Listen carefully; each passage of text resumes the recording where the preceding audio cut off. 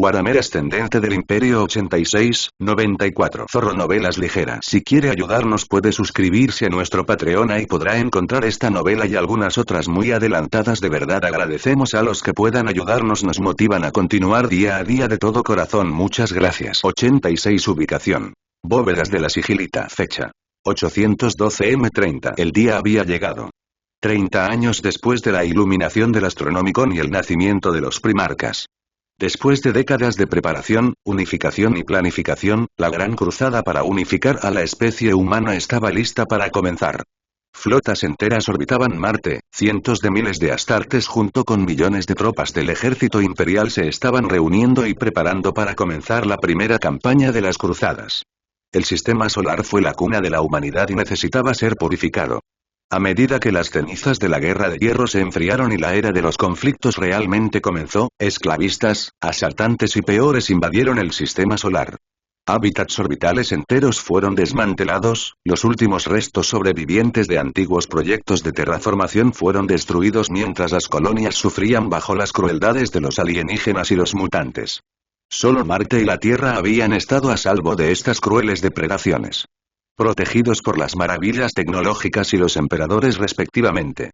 El emperador había sentido el sufrimiento y la miseria de miles de millones de personas y no había podido evitarlo. Hace miles de años, mientras observaba el cielo terrestre en la cima de lo que una vez se conoció como el Monte Everest, había jurado vengar todas y cada una de las vidas perdidas a manos de los traidores y los locos. Ahora había llegado el momento de cumplir ese juramento. En los próximos días, las 20 legiones se lanzarían y recuperarían el sistema solar, luego las 20 flotas cruzadas del Imperio abandonarían Motersol y atacarían como la ira de la humanidad encarnada contra las pesadillas que se atrevieron a corromper la galaxia de la humanidad. Detrás de ellas habría cientos de flotas de expedición enviadas para explorar y unificar la especie. El honor de ser el primero en lanzar y atacar le correspondía a la primera legión. La gran flota de la Flota 1 de los Cruzados se preparaba para abandonar la órbita terrestre. Casi 300.000 Genesons del primer primarca estaban siendo transportados a bordo de la flota en bandadas de Stormvirus y se estaban iniciando los controles de último momento. Un filtro de percepción psíquica masivo generado por el emperador y proyectado por el Astronomicon ocultó la enorme fuerza de la galaxia.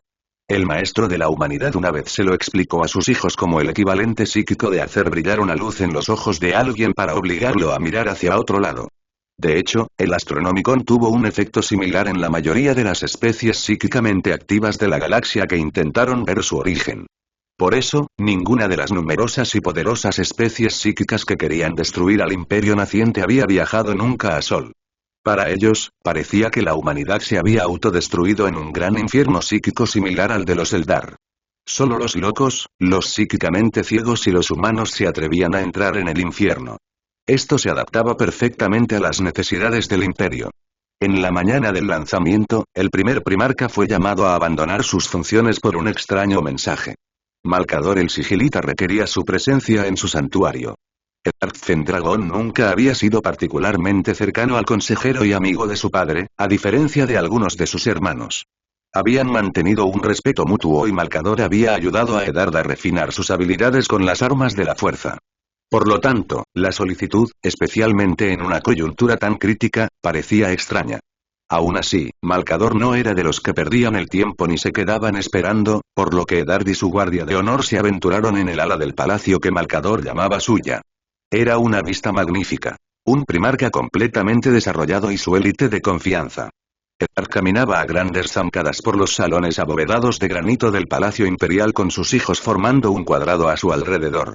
Con más de 3 metros de altura, el primer primarca era un mito heroico hecho carne. Su largo cabello dorado estaba peinado hacia atrás desde su frente, dando la impresión de una melena de león que enmarcaba sus rasgos aristocráticos. Sus ojos eran de un verde bosque con motas doradas. Parecían más apropiados para el cráneo de un gran felino que para el de un humano, sin importar cuán evolucionado estuviera. Mientras que su guardia de honor llevaba una armadura MK segundo legio mejorada, el equipo de guerra de Eddard era un primarca y una maravilla única elaborada por un maestro. Eddard había creado personalmente el diseño básico, y sus hermanos con más inclinaciones técnicas lo habían mejorado como un regalo como lo habían hecho con todos sus hermanos. Lo que unificaba la armadura del primarca y los astartes era su color y heráldica. De color negro obsidiana con ribetes dorados, la armadura de la 1 Legión ofrecía una vista intimidante e imponente. Al igual que todas sus legiones hermanas, no se había ganado un nombre ni un sello. La hombrera tenía un simple número gótico 1. Varios adeptos y sirvientes del Administratium se escabulleron de los semidioses y transhumanos que se acercaban. Algunos fueron lo suficientemente tontos como para mirar a Eddard y quedaron paralizados por el aura del joven rey. A diferencia de la mayoría de los humanos, se recuperaron rápidamente. El propio emperador era un invitado habitual en esta parte del palacio. Los sirvientes aquí eran los que podían soportar la presión aplastante de numerosos encuentros cercanos con el amo de la humanidad y sus custodios. Un primarca es una gran cosa, pero sigue siendo una sombra de su padre. Finalmente, Eddard llegó a las puertas del lugar de reunión. Era una parte extraña y escondida del palacio. La entrada a la cámara estaba custodiada por los elegidos de Malcador. Incluso si Eddard no podía sentir el alma de su pseudotío más allá de las puertas, la presencia de los antiguos psíquicos pretorianos era una indicación de su presencia o al menos de su influencia. El capitán del escuadrón elegido les hizo un gesto para que se detuvieran y dijo: «Lo siento, mi señor primarca, pero las órdenes de los sigilitas fueron explícitas. Solo usted puede pasar más allá de aquí». Todos los astartes se pusieron nerviosos y echaron mano a sus armas. A pesar de todos los aumentos y mejoras de los astartes, estaban ansiosos por las batallas que se avecinaban y temían las acciones enemigas contra su padre genético. Eddard tuvo que admitir que le impresionó que los elegidos apenas hubieran reaccionado ante un escuadrón de astartes con armadura pesada que se preparaba para atacarlos. Con un gesto, despidió a su guardia de honor y, con irritación, tomaron posiciones defensivas frente a los elegidos de Malcador. Las puertas de la cámara se abrieron silenciosamente antes de que Eddard pudiera tocarlas, y se cerraron con la misma eficiencia en cuanto entró. Con una mirada rápida, el primer primarca se dio cuenta de la mirada a la que lo habían convocado. Se rumoreaba que se trataba de un lugar dentro del palacio. Un lugar cuya existencia era objeto de debate y cualquier información sobre el mismo era codiciada con saña. Eddard Fendragón había entrado en el Museo de Malcador. El sigilita era conocido por patrocinar varias expediciones y excavaciones arqueológicas en la vieja tierra. Algunas de las grandes exhibiciones de varios museos imperiales se habían encontrado en estas excavaciones. Aún así, persistían los rumores de que algunos de los artefactos más selectos habían desaparecido en la colección privada de Malcador. Este museo mítico supuestamente albergaba tesoros de artículos de importancia histórica y cultural. Eddard había oído a sus hermanos susurrar que cuando cayó la vieja noche, Malcador y su orden habían asaltado museos de humanidades y centros culturales para preservar las antigüedades más valiosas. Al entrar en el museo se confirmaron todos estos rumores y se reveló que, en todo caso, no eran la verdad.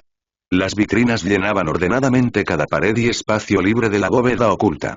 Los sentidos de Eddard detectaron las señales reveladoras de cientos de campos de éxtasis que protegían las exhibiciones. El primogénito sabía que Malcador estaba en la cámara, el resplandor psíquico altamente distintivo de la sigilita llenaba la cámara y parecía provenir del otro extremo de la galería laberíntica. La visión de Eddard percibió la energía simbólica de los innumerables artefactos que se filtraban en el éter. Esto por sí solo le indicó la antigüedad de algunos de estos objetos. Los campos de éxtasis ralentizaban el tiempo a una fracción incomprensiblemente pequeña de su paso original, pero aún así el tiempo seguía pasando en el interior. No lo suficiente como para afectar realmente a los objetos del interior, pero sí lo suficiente como para permitir que la energía psíquica de las cosas inmersas en materia de disformidad o de una resonancia espiritual particular se filtrara. Este proceso llevó milenios y Eddard y sus hermanos solo habían estudiado la teoría involucrada. Grandes secciones del museo habían permanecido en éxtasis desde que se había inventado la tecnología. Moviéndose con la lentitud experimentada y poderosa de un depredador superior, el primarca maniobró a través del museo de Malcador. Sus ojos captaron relucientes nanocolonias atrapadas en el tiempo. Antiguos rollos de pergamino que contenían mitos y sagas. Una cápsula dorada primitiva que, a pesar de su extraña apariencia, fue etiquetada como la primera nave tripulada en tocar la luna. Estas y otras innumerables exhibiciones, tanto pequeñas como enormes, documentaban momentos legendarios de la historia humana. El primarca sabía que las cámaras se extendían en todas direcciones y que esta antecámara era simplemente la entrada a un complejo mucho mayor de maravillas perdidas. Reflexionó sobre ello mientras se acercaba al final de la cámara actual. Sus reflexiones fueron interrumpidas por una voz antigua pero todavía poderosa que resonó desde la pared más alejada de la cámara. He trabajado para mantener esta colección durante miles de años. La documentación y protección de la historia de nuestra especie fue el deber de mi orden durante la mayor parte de nuestra historia espacial. Soy el último de esa orden y este museo es el último recordatorio de mucho que podría perderse para siempre. Así que eso me lleva a mi pregunta, Eddard, ¿qué piensas de esto?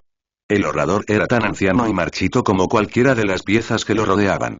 Malcador el sigilita. La mano derecha del emperador se encontraba frente a una antigua vidriera que formaba la pared trasera de la cámara. Los años parecían agobiarlo y el anciano mortal se desplomaba contra su bastón. Aún así, alguien tan dotado de poder inmaterial como Eddard conocía la verdad del hombre que tenía delante. El poder psíquico que emanaba de Malcador era superado únicamente por su padre e incluso parecía una sombra de la corona dorada que asociaba con el emperador.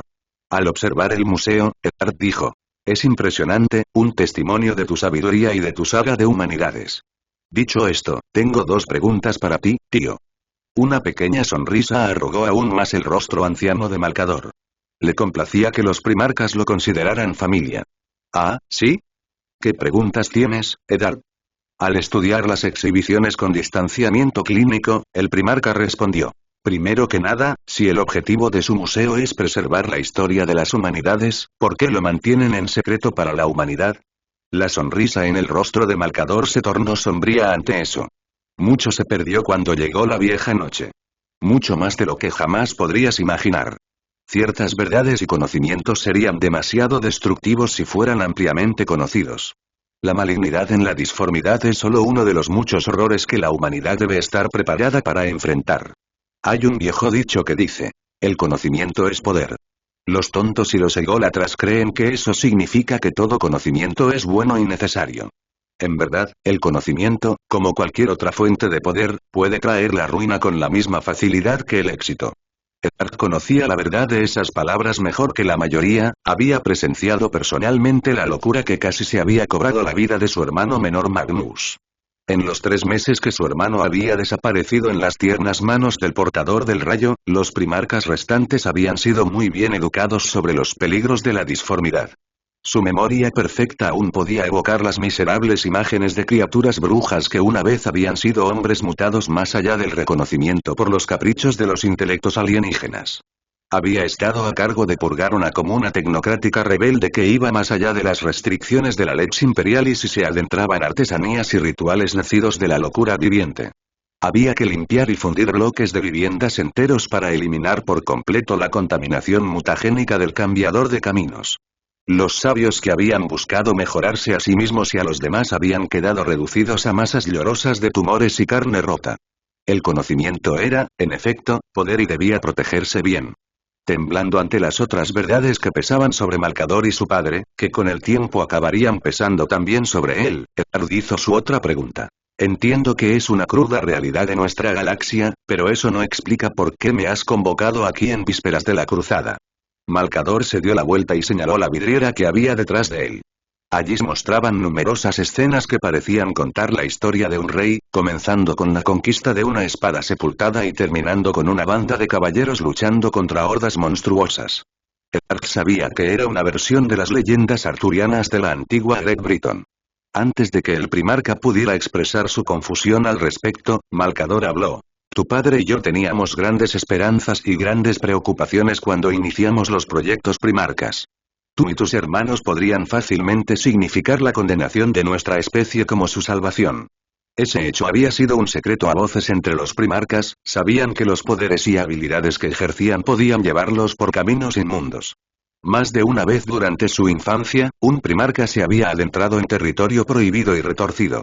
Los vínculos psíquicos que conectaban las secciones más profundas de las almas de los hermanos habían ayudado a evitar que ninguno de ellos se volviera demasiado loco. Los lazos literales de la hermandad formaban una defensa contra el horror de la disformidad. Malcador continuó hablando con un sutil dejo de amabilidad. Afortunadamente, esos temores se han visto anulados. Tú y tus hermanos han superado todas y cada una de las expectativas que teníamos. Francamente, Eddard, estoy orgulloso de considerarte mi pariente y creo que el futuro de nuestra especie está en su mejor momento en milenios. Malcador no era una persona emotiva en absoluto.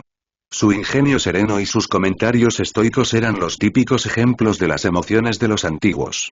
Eddard quedó desconcertado y profundamente conmovido por las palabras del sigilita. La mano derecha del emperador se volvió para mirar la representación en vitral de la conquista de Shalibar mientras hablaba. Cada uno de ustedes fue creado a imagen de un arquetipo particular de la historia humana. Literalmente, son leyendas vivientes para unificar la galaxia.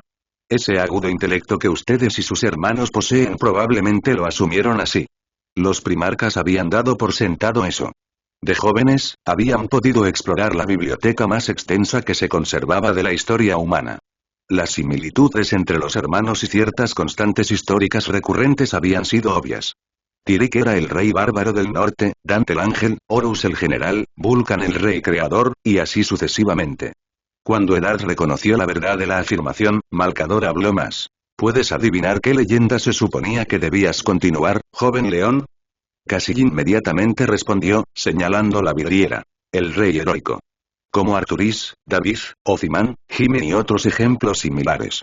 Malcador extendió la mano para tocar la vidriera y se rió levemente. Supongo que eso era obvio. Tales figuras han aparecido a lo largo de la historia casi constantemente, grandes guerreros y líderes que sirven a algo más grande que ellos mismos. Cada uno de estos reyes creía haber sido tocado por lo que llamaban lo divino. Algunos estaban locos, algunos eran parientes de tu padre y algunos fueron guiados por él para ayudar a mantener a nuestra especie a salvo. Ese papel de caballero rey, guerrero, líder e instrumento del emperador te corresponde a ti, Eddard.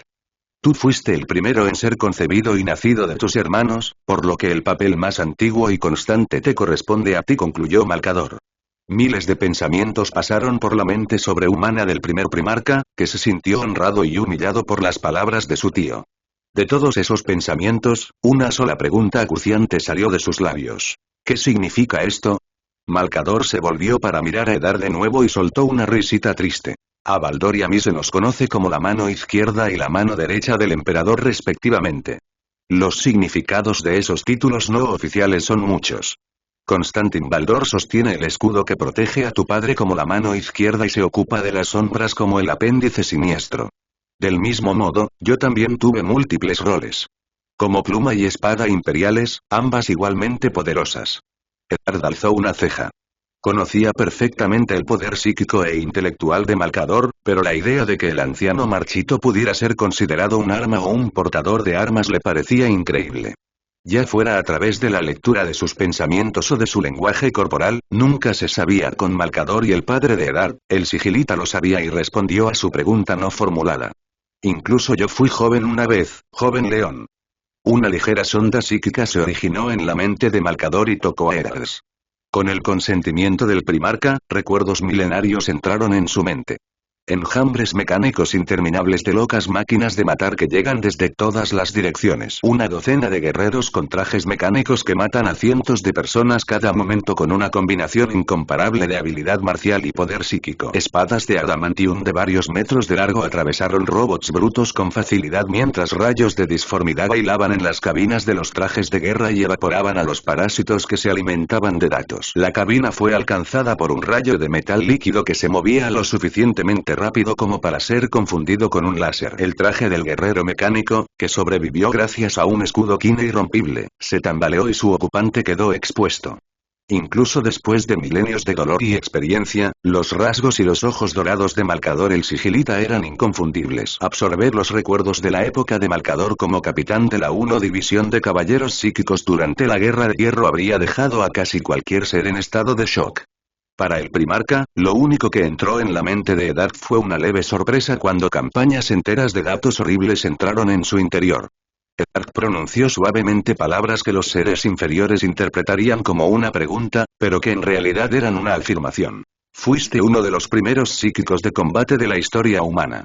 Luchaste durante lo peor del levantamiento de las máquinas y mi padre te reclutó para que salieras de tu retiro como sigilita.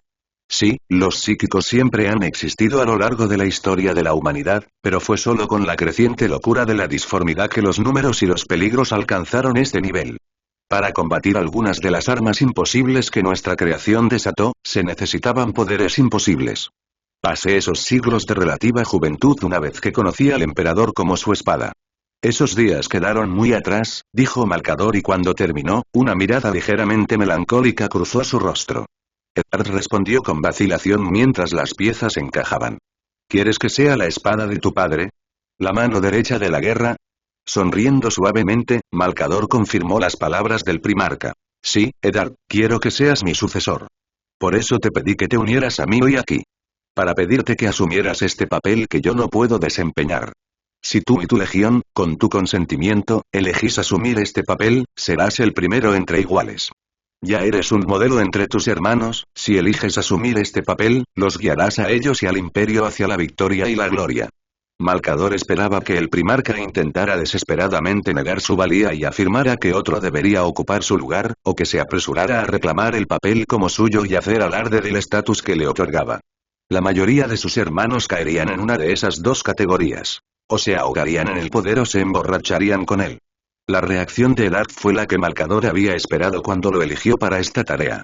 Entiendo, Malcador, cumpliré este deber lo mejor que pueda, respondió Eddard con tranquila determinación coloreando su regio rostro. Esa respuesta fue la razón por la que Eddard Fendragón había sido seleccionado para esta tarea. Desde antes de su nacimiento artificial, había sido preparado para este papel. Ser la espada del emperador, no un señor de la guerra o un señor de la guerra, sino un arma viviente forjada para defender a la humanidad y hacer retroceder la oscuridad. Un noble caballero rey que siempre busca en nombre de su señor. Tomando la enorme mano de Eddard en la suya, Malcador le dio una advertencia. Parece que elegí correctamente para esta tarea, Eddard. Eres el primero de tus hermanos en tener tu papel evidente. Aún así, ten en cuenta que este honor implica responsabilidad. Debes ser un ideal al que tus hermanos y los innumerables guerreros y soldados del imperio deben aspirar. Debes saber que, primarca, el futuro de nuestra especie está asegurado.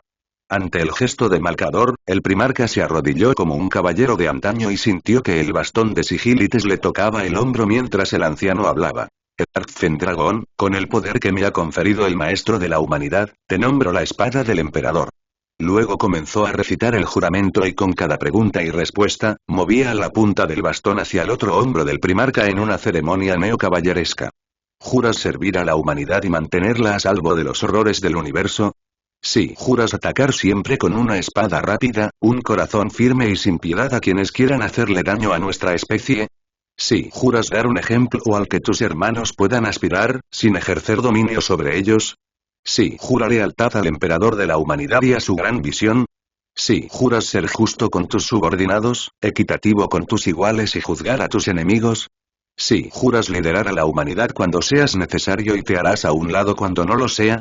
Sí. Eddard Fendragón, ¿quieres convertirte en la espada del emperador? Lo haré. Con esas fatídicas palabras, la ceremonia terminó y el primer primarca tomó el manto para el que había sido creado.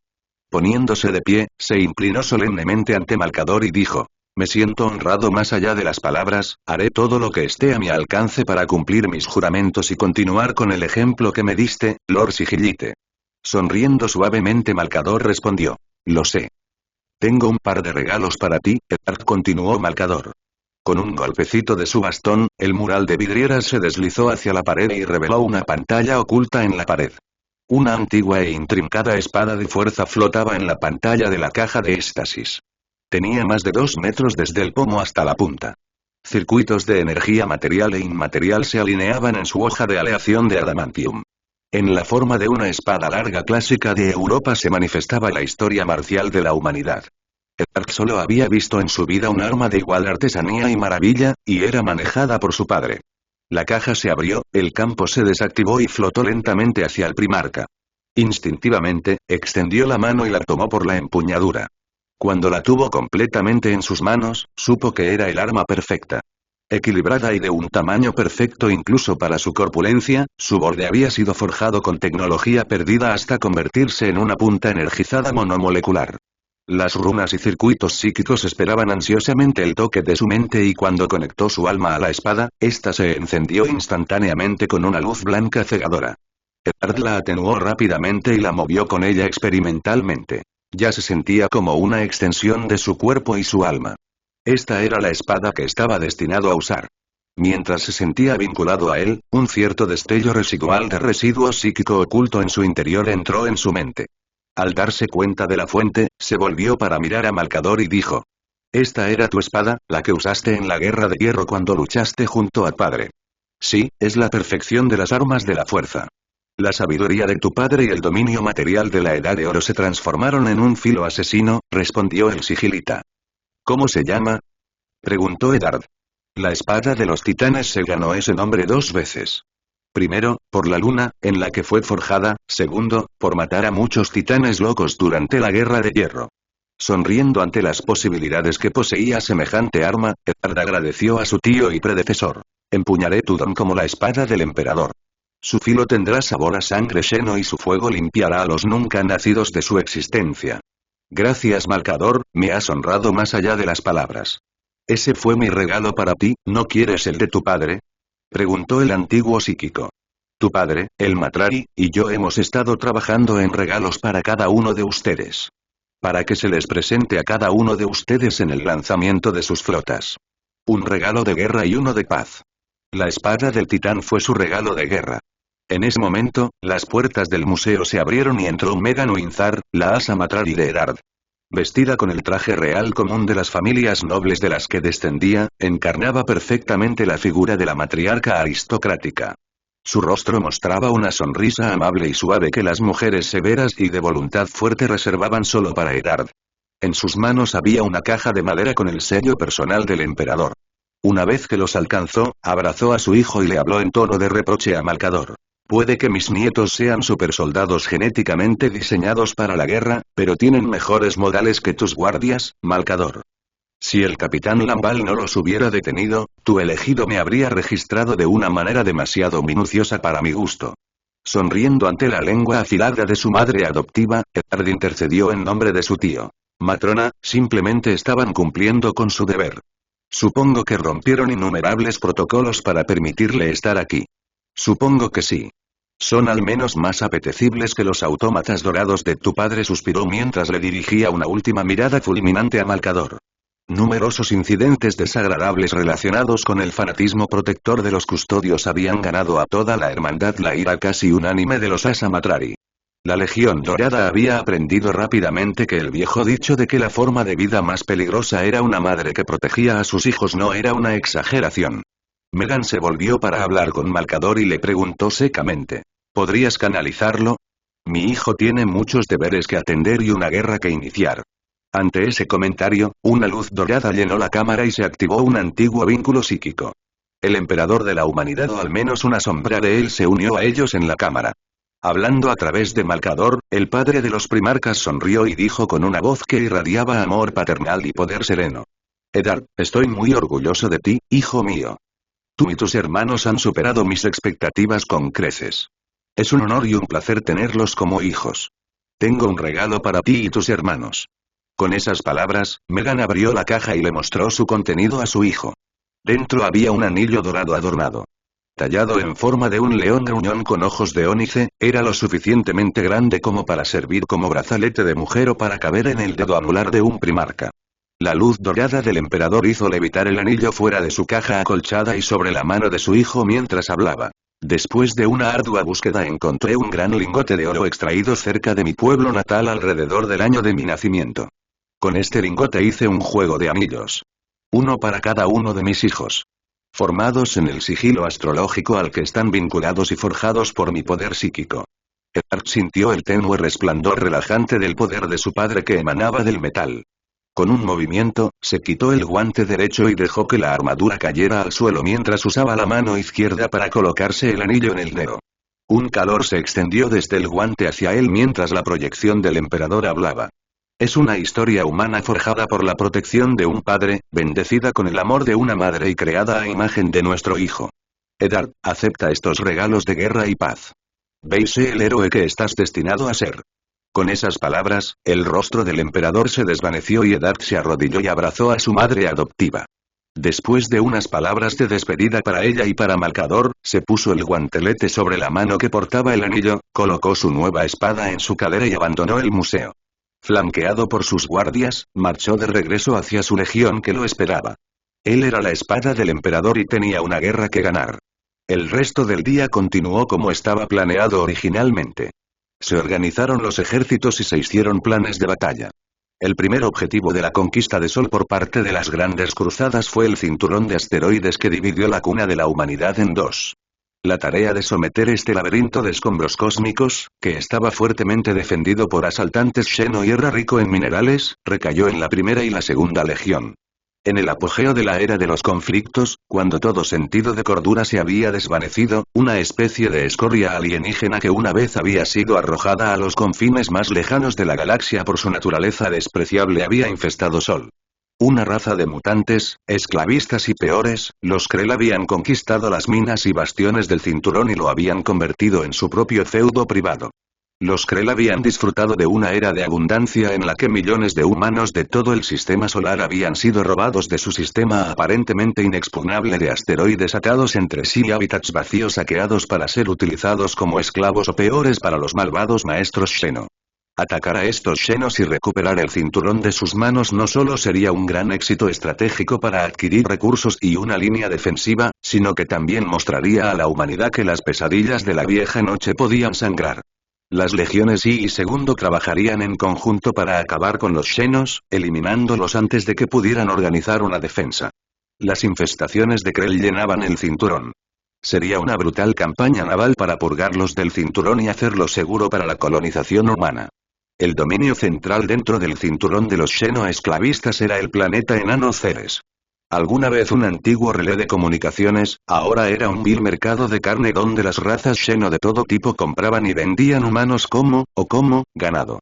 Ese planetoide era el objetivo principal de la primera legión.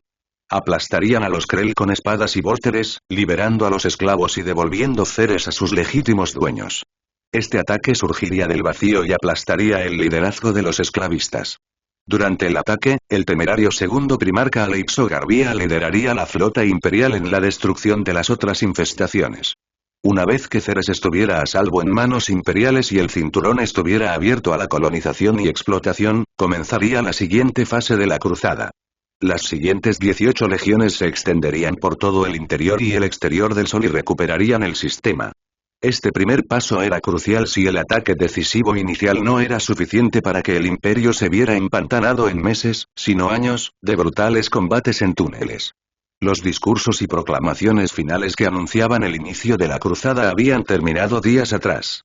Ahora los ciudadanos de Terra solo podían quedarse de brazos cruzados y observar cómo legiones de soldados sobrehumanos eran transportados sin pausa a la flota que los esperaba. La nave insignia de la primera legión estaba ahora mismo atracada en la órbita baja de la Tierra sobre Grebrition.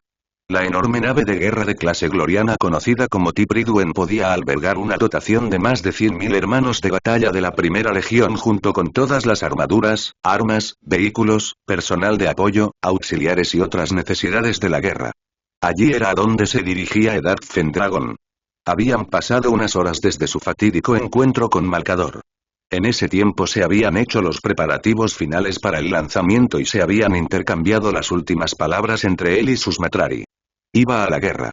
Por supuesto, tenía experiencia en combate y mando gracias al entrenamiento y a su ayuda para acabar con numerosas amenazas tanto en la Tierra como en Marte, pero esto no era una escaramuza ni un ejercicio.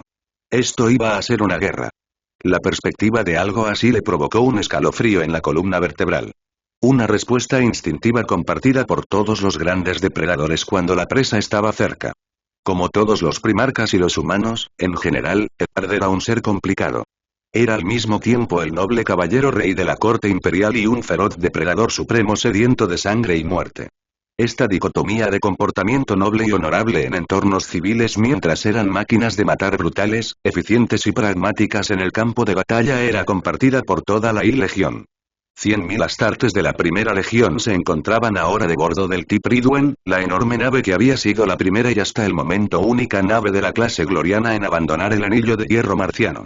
Los siguientes 19 esperaban los últimos retoques y los datos recopilados del primer combate del Tipriduen para estar listos para el lanzamiento.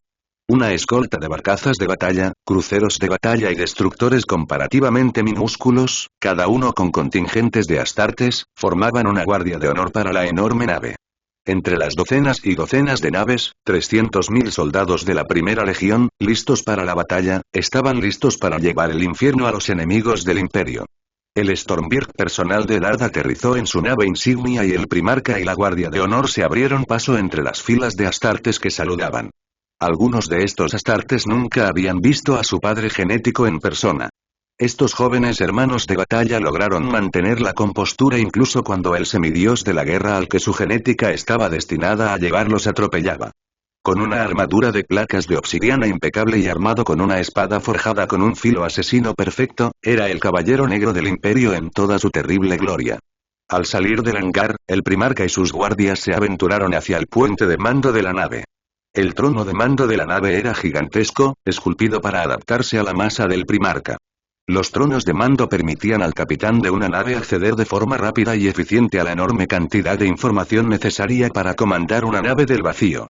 El trono de Tipriduen era un objeto mucho más grande. Estaba interconectado con toda la flota de la Primera Legión y permitía que un ser con suficiente intelecto y fuerza de voluntad no solo observara y comprendiera toda la flota, sino que también la comandara casi instantáneamente. Las órdenes podían transmitirse a los tronos de mando de las distintas naves de la flota y permitir una sincronización masiva y una gran estrategia a una escala casi inigualable. Eddard era experto en el mando de flotas y podía manejar su flota personal como si fuera su propia nave. Aún así, palidecía por completo en comparación con el otro Primarca involucrado en esta misión. Aleixo Garvía se había ganado su apodo de Maestro del Vacío muchas veces. Tanto en simulaciones como en ejercicios reales del vacío, había superado a sus hermanos con facilidad. El segundo Primarca había llegado a su actual nave insignia horas antes y había tomado el mando de los cientos de naves imperiales que se preparaban para la batalla que se avecinaba. Una vez que su armadura y su mente estuvieron completamente sincronizadas con su trono, Eddard dejó que la interminable avalancha de datos, tanto triviales como críticos, lo bombardeara. Al procesarlos a una velocidad que un macropensador tendría dificultades para igualar, el Primarca captó y entendió la condición, las capacidades y los mejores usos tácticos de la flota. Una pequeña sonrisa cruzó el rostro del Primarca cuando confirmó que la flota estaba lista para el combate y aguardaba sus órdenes. En medio del torrente de datos se escuchó una ráfaga de vox procedente de la nave insignia de su hermano, la barcaza de batalla en Deabout. Era un comunicado privado de su hermano, que aparentemente se había ganado el título de explorador imperial para igualar el papel de Eddard como espada del emperador. El primer y el segundo Primarca nacidos eran muy cercanos entre sí, a pesar del contraste entre el estoicismo de Eddard y la energía bulliciosa de Aleixo, el mensaje decía: a la espada del emperador. Buena caza y mantente a salvo, hermano. Sonriendo, Eddard se permitió unos momentos más de contemplación y humanidad antes de asumir el papel de comandante. Una de las técnicas que los Primarcas habían aprendido era una forma de compartimentarlos en varios roles. Ayudaba a disminuir la fatiga de batalla y centraba las emociones sobrehumanas que eran un efecto secundario de la naturaleza de los Primarcas. Como comandante, Eddard ya no era el noble y encantador caballero del imperio, sino el despiadado y calculador rey negro de la guerra que su padre y su especie necesitaban para ganar la guerra por la supervivencia. Abriendo un enlace de voz con la flota de la Primera Legión, Eddard el comandante habló con la flota de la Primera Legión, tanto astartes como mortales. Aquí el Primarca Eddard Fendragón, saludo a todas las naves de la Primera Legión. Cientos de miles de almas se pusieron firmes y dejaron de trabajar para escuchar las palabras del Primarca. Hoy se librará la primera de muchas batallas por la supervivencia de la humanidad. La galaxia es un lugar oscuro, lleno de terrores que superan la imaginación. Durante demasiado tiempo, estos horrores se han escondido en las sombras y han atacado a nuestra gente como las alimañas que son. La galaxia se ha convertido en un dominio de oscuridad y miedo que ya no podrá seguir existiendo. En esta galaxia oscura, seremos la luz. Un grito de alegría brotó de innumerables gargantas ante las palabras del semidios de las guerras y se calmó al instante mientras continuaba. Me reuní con mi padre, el maestro de la humanidad, y su mano derecha, el sigilita, esta mañana. En nuestro encuentro, me honraron a mí y a esta legión, al mismo tiempo que nos encargaron una gran tarea. La Primera Legión ha sido seleccionada para ser la espada del emperador. Seremos los primeros entre iguales y el estándar con el que todos se medirán. Seremos una espada en la mano del emperador, listos para derribar a los enemigos de la humanidad sin importar el costo. A esta legión se le ha asignado el papel de encarnar la voluntad del emperador. Nuestros deberes serán grandes, debemos ejemplificar lo mejor del imperio en tiempos de paz y aniquilar a sus enemigos con la mayor furia en tiempos de guerra. Seremos los primeros y el ejemplo de lo que los Astartes y la especie humana pueden hacer. El fracaso no es una opción, me esforzaré al máximo al servicio de la humanidad y su amo. Pido a mis hijos y a nuestros camaradas de armas mortales que hagan lo mismo. Cuando el discurso terminó, estalló un estruendoso cántico de Fendragón. Fendragón. Fendragón. Una vez concluido su discurso, el primer primarca se dirigió a la guerra con su legión. A sus órdenes, las primeras 100 naves de la I-Legión abandonaron la órbita terrestre y se prepararon para atacar la amenaza Xeno. Moviéndose con la inquietante sincronización que solo una flota guiada por el primarca podía poseer, las naves se formaron en formación de batalla cuando alcanzaron el punto lagrangiano lunar. La formación de la flota tenía similitudes con un sistema solar y una flecha en cuanto a su construcción. La enorme masa del Tipriduen formaba el eje, las barcazas de batalla formaban la cabeza y los acorazados de la flota formaban las plumas. Orbitando esta flecha debía docenas de escoltas que iban desde cruceros que complementaban la potencia de fuego de las barcazas de batalla especializadas en abordaje hasta enjambres de naves de vigilancia que coqueteaban simbióticamente alrededor del Tipriduen, listas para derribar misiles enemigos y naves de ataque. Bajo las órdenes de los primarcas, la flota se movió como una sola. Los atronadores motores de plasma trabajaban todos juntos para alejar las naves de Terra y dirigirlas hacia el cinturón. Los equipos de armas preparaban los cañones de plasma, las lanzas y las bahías de lanzamiento para el conflicto que se avecinaba. La flota estaba transmitiendo varias señales de interferencia para esconderse de los Krell. Afortunadamente, los Xeno eran bastante primitivos y el antibarrena básico que poseía la flota era más que suficiente para enmascararse. Los Xeno solo sabrían que Doom estaba sobre ellos cuando estuviera ante sus propios sensores de luz. Para entonces, sería demasiado tarde para la inmundicia. Mientras la flota pasaba por Marte, se enviaron a la Legión varias ráfagas de datos de los últimos escaneos marcianos de Ceres. Al parecer, las únicas novedades eran las nuevas barcazas de esclavos que descargaban a los desafortunados humanos que habían sido arrastrados al vacío por los esclavistas de todo el Sol. Serían rescatados y este dominio de la esclavitud ardería. Pronto los escáneres de la flota detectaron el cinturón. Cientos de asteroides y protoplanetas habitados fueron detectados y marcados. Las ondas Auger fueron liberadas en grandes enjambres para encontrar hasta la última infestación de Xenos y documentar cada amenaza potencial. La información fue difundida por toda la flota y transmitida a la flota imperial que, según el cronograma, debería estar abandonando la órbita marciana. Llegarían para atacar los objetivos marcados por la primera legión justo cuando comenzara el clímax de la invasión de Ceres. Lentamente y con paso firme, el Tipriduen se colocó en posición de fuego junto con el resto de la flota. Los escáneres indicaban los puntos fuertes militares y los centros de mando de Ceres. Miles de pensadores apuntaron la potencia de fuego de la flota a los objetivos y se prepararon. Tras respirar profundamente, Edard dio la orden. Fuego. Foster World. The Labyrinth. Un pecio espacial que sufrió una contaminación de warp extrema. Fue criado salvajemente sin humanos ni seres conscientes en Ulk. Luchó constantemente contra incursiones demoníacas y vivió de alimañas mutadas.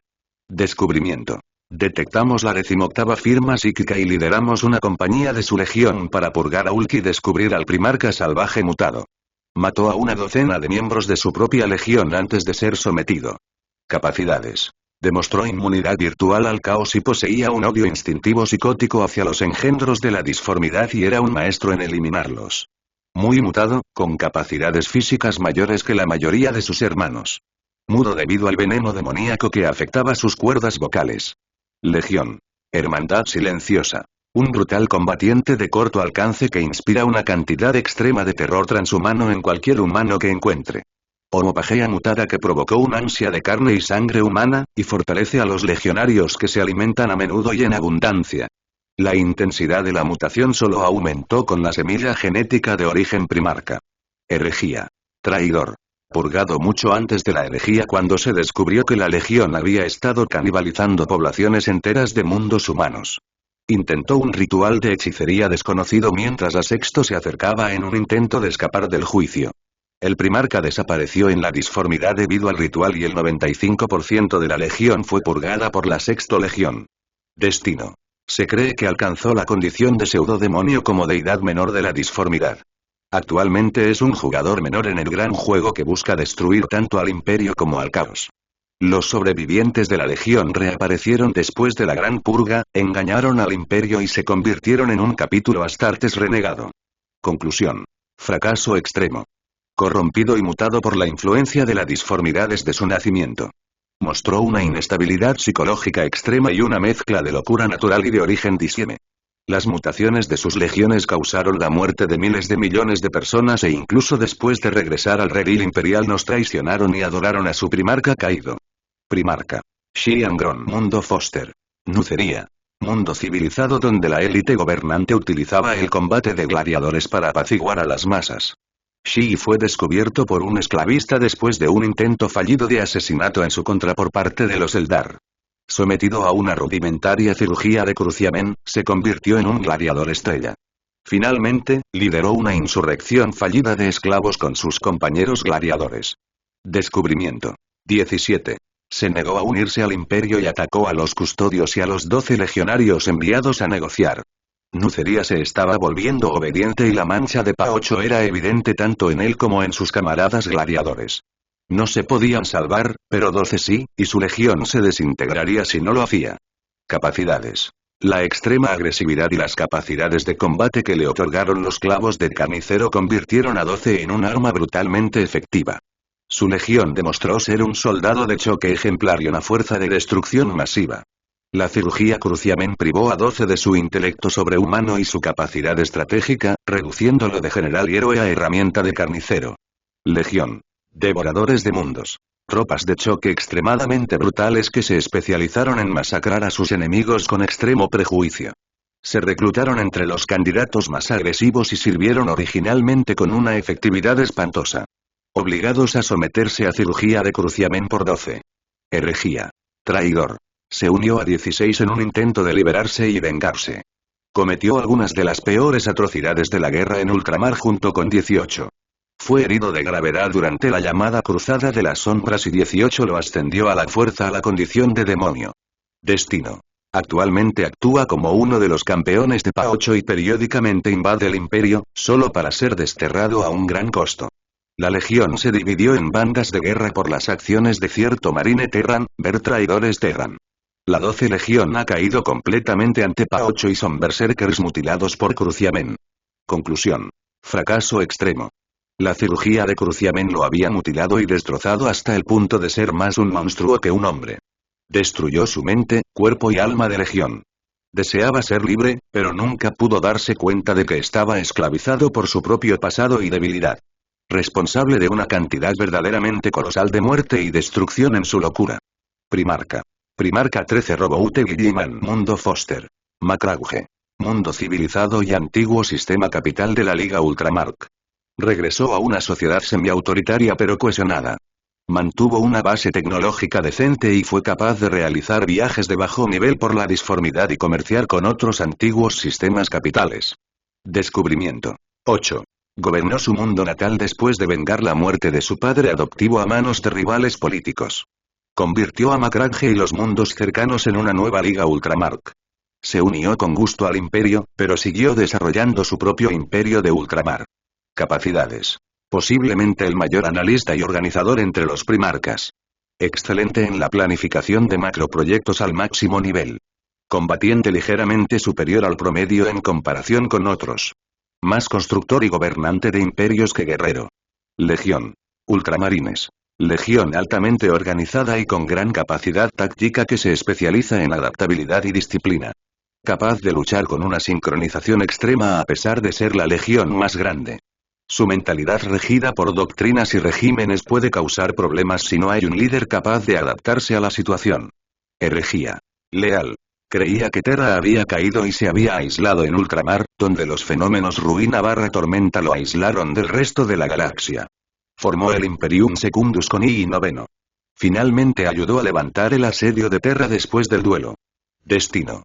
Quedó lisiado en un duelo con tercero y quedó en éxtasis. Reconstruyó el imperio después de la limpieza para intentar evitar otro evento de clase herejía.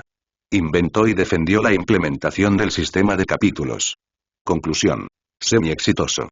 Demostró ser uno de los primarcas psicológicamente más estables que ayudaron a salvar el imperio después de la herejía. Demostró una propensión posiblemente neurótica al orden y la organización que causó desavenencias con algunos primarcas. Primarca. Shiv Mortarion. Mundo adoptivo. Barbarus. Mundo esclavista gobernado por Pa-7 Xenos corruptos. Una niebla tóxica lo cubría y protegía a los Xenos en sus reinos de gran altitud. Shiv fue criado por el jefe de estos Xenos y fue deformado física y mentalmente por las toxinas y el abuso. Descubrimiento. 13. Escapó de su captor Xeno y comenzó una rebelión. Se reunió con él y notó indicios de corrupción, le lanzó un desafío para que analizara su perfil psicológico y sus capacidades. Falló, pero no mostró corrupción. Pasó tiempo en Terra y mostró inestabilidad psicológica. Capacidades. Capacidades regenerativas extremas superiores a las de otros primarcas y habilidades de bioadaptación inigualables en relación con toxinas y entornos perjudiciales. Carecía de habilidad marcial y capacidades estratégicas en comparación con sus hermanos y utilizaba habilidades regenerativas y fuerza extremas. Legión.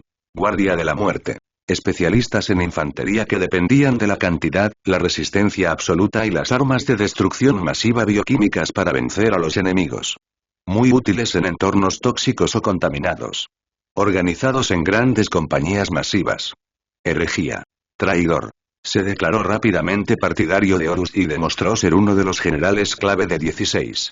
Experimentó con la disformidad en múltiples ocasiones a pesar de su odio por ella, con el fin de atar o destruir fenómenos de la disformidad. La flota de la Legión fue traicionada por el primer capitán, Berkalas Tipón, y se convirtieron en esclavos de Pa-7. Destino. Dios esclavo atípicamente independiente que gobierna sobre vastas extensiones de la locura de los Eldars. La Legión está dividida entre sus seguidores y los de su primer capitán. Irónicamente, parece haberse convertido en una imitación retorcida del Xeno que lo adoptó. Conclusión. Fracaso. Su armadura de desprecio fue mutada por sus experiencias en Barbarus y se transformó en un odio paranoico hacia todo lo que consideraba contaminado por la disformidad, con razón o sin ella. Tan inestable como octavo y 12, pero mejor para ocultarlo. Graves dolencias físicas y psicológicas lo acosaron gracias a Barbarus. Primarca. XV Magnus el Rojo. Mundo Foster. Próspero. Mundo civilizado colonizado por exiliados que huían de las guerras psíquicas de Terra. Plagado de parásitos de la disformidad que Magnus lideró en su exterminio. Próspero fue reconstruido por 15 como un lugar de cultura y aprendizaje donde su población psíquica pudiera vivir en paz. Descubrimiento. 9. Detectado psíquicamente viajando por el Inmaterium de manera imprudente. Se unió pacíficamente y recibió una advertencia sobre la disformidad. Intentó resolver la mutación de Legión e hizo un trato con Pa-9, perdió un ojo y la entidad de la disformidad lo marcó como propiedad. Capacidades. Psíquico Alpha Plus de extremo poder y control. Uno de los mayores intelectos de los primarcas con sed de conocimiento tanto práctico como teórico.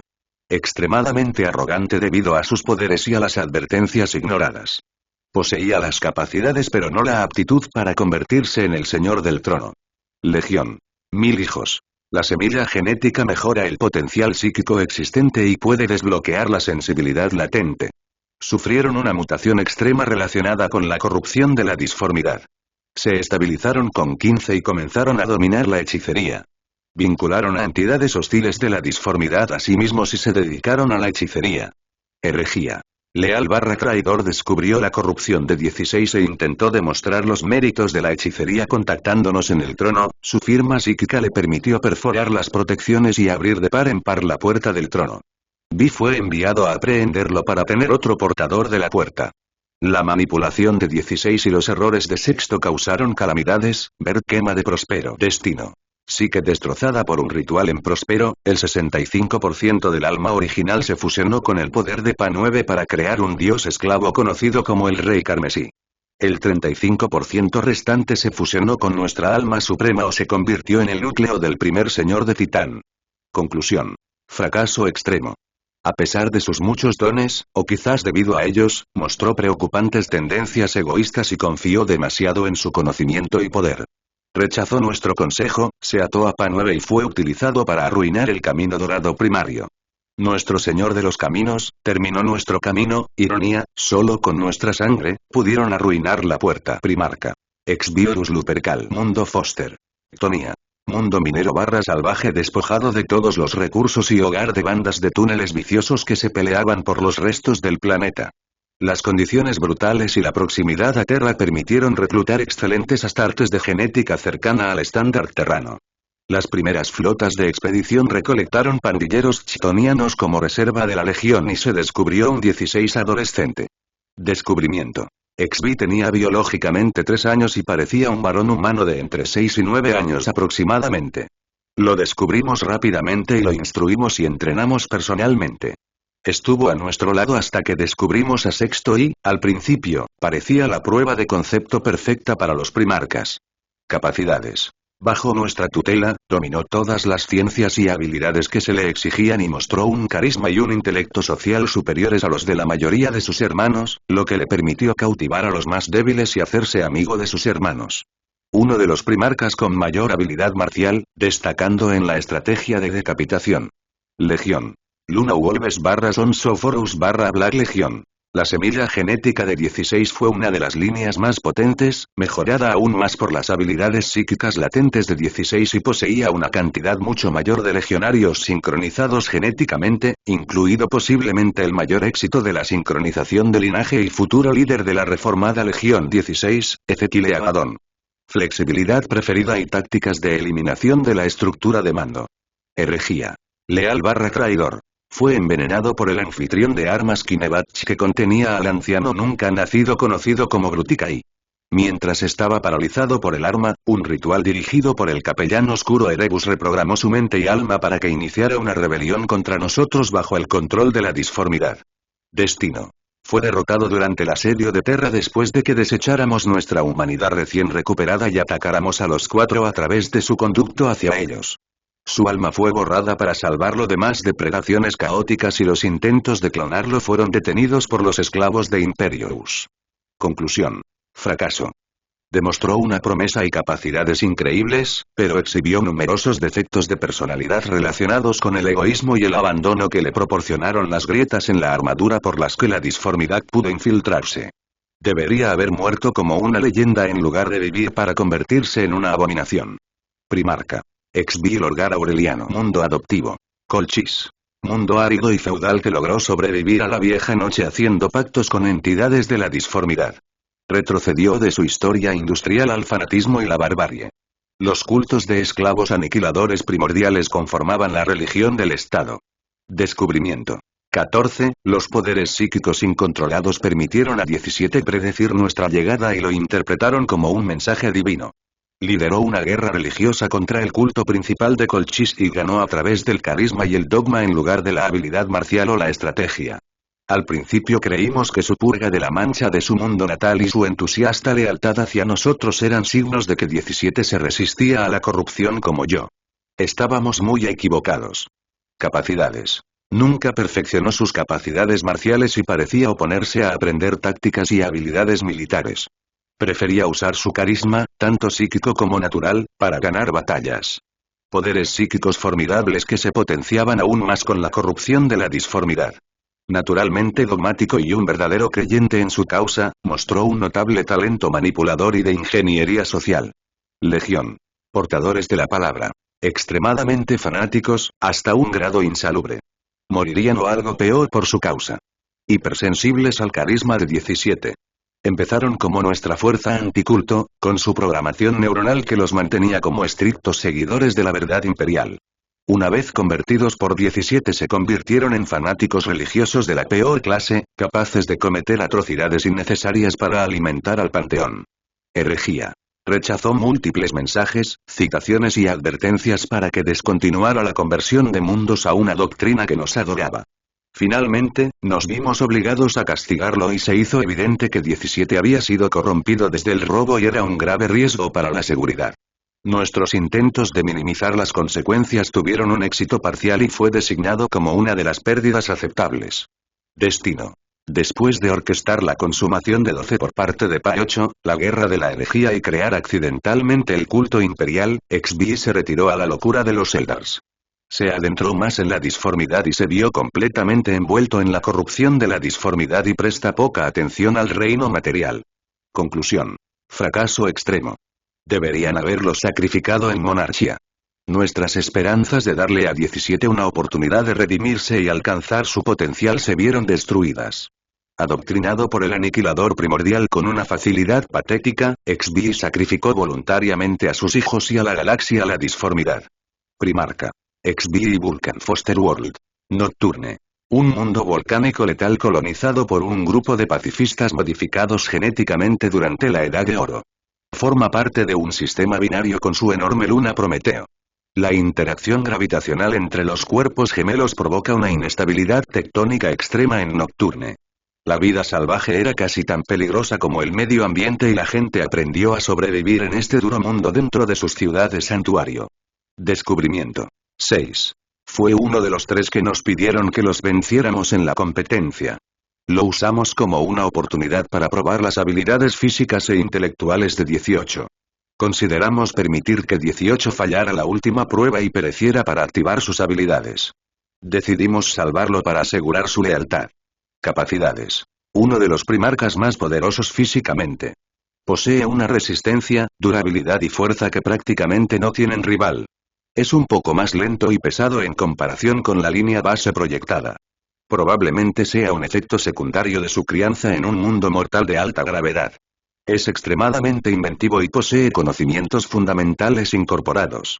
Tiene una moral y una ética elevadas gracias a factores genéticos y culturales. Es perfecto para nuestros propósitos. Legión. Salamandras. Resistentes, leales e inventivas como su padre genético. Sirvieron con distinción durante la Cruzada y la Unificación. Casi fueron aniquilados debido a las numerosas bajas antes de que se encontrara de 18 y nuevamente durante la masacre del desembarco. Sobrevivieron hasta el día de hoy y sirvieron con distinción y una compasión atípica. Herejía. Fue uno de los 3 primarcas leales traicionados en la masacre del desembarco. Fue capturado por Octavo y torturado hasta la locura. Logró escapar a ultramar y 13 lo mantuvo en su imperio de contingencia. Aparentemente fue asesinado por los complots de los Cabals, pero el uso de la fulgurita nos permitió extender nuestra influencia sobre él y diseñar nuestras contingencias. Destino. Después de ayudar en la destrucción de una clase bestia Waad, regresó al Palacio Imperial y espera el día en que se use el decreto de término. Si tal evento ocurre, los artefactos de Vulcan, si se reúnen, se pueden usar para invocar lo de las cenizas de Terra para liderar a la humanidad. Conclusión. El éxito fue creado como una contingencia y una herramienta no solo para preservar la especie humana sino también su humanidad. Tan sólida como la vieja tierra, el alma más bondadosa está preparada para hacer grandes cosas buenas y malas si eso significa la supervivencia de nuestro pueblo. Primarca. Shix Corvus Corax. Mundo adoptivo. Deliverance barra Licaeus. Luna rica en minerales del mundo Forge Kiabar. Poblada por esclavos mineros que adoptaron a 19 a su llegada y lo criaron para que fuera su líder revolucionario y liberador. Tuvieron éxito en esta empresa y derrotaron a los esclavizadores del Tecnoclan. Descubrimiento. 19. Nuestra flota de expedición llegó al sistema Kiabar casi inmediatamente después del final de la revolución de 19. La reunión fue bien y 19 vio nuestro cuerpo físico. La unificación con la Legión se produjo de forma deficiente. Shix reconstruyó su legión desde cero para favorecer mejor sus habilidades tácticas y purgar elementos indeseables. Capacidades. Shix, inteligente y observador, personificó el conjunto de habilidades y los tipos de personalidad aptos para operaciones furtivas y en la sombra.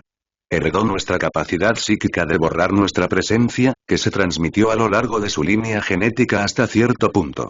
Extremadamente introspectivo y excelente para observar la verdadera naturaleza de las cosas. Legión. Guardia del Cuervo. Al igual que su fuente genética, la 19 Legión operaba con eficiencia, sigilo y precisión. Aunque nunca fue una legión particularmente grande, la Guardia del Cuervo fue extremadamente efectiva a la hora de destruir gobiernos que no cumplían con sus obligaciones y liberar a humanos esclavizados. Se destaca por tener centros morales atípicos debido a que los astartes más flexibles fueron exiliados a una serie de sucesores no autorizados. Herejía. Leal. Sufrió horriblemente en la masacre del desembarco, la gran mayoría de la Legión 19 fue aniquilada y el propio 19 resultó gravemente herido. Los temores relacionados con la verdadera naturaleza de los primarcas provocaron una crisis psicológica que se vio exacerbada por el fracaso de la reconstrucción de su legión utilizando nuestro conocimiento. Pasó los últimos años de la herejía llevando a cabo campañas de guerrilla contra las líneas de suministro de los traidores con sus astartes mutantes actuando como soldados de choque. Destino. Después de la herejía, apoyó las reformas de 13 y regresó a su mundo natal para sacrificar a los mutantes astartes de la Guardia del Cuervo. Esto finalmente provocó el colapso psicológico de 19.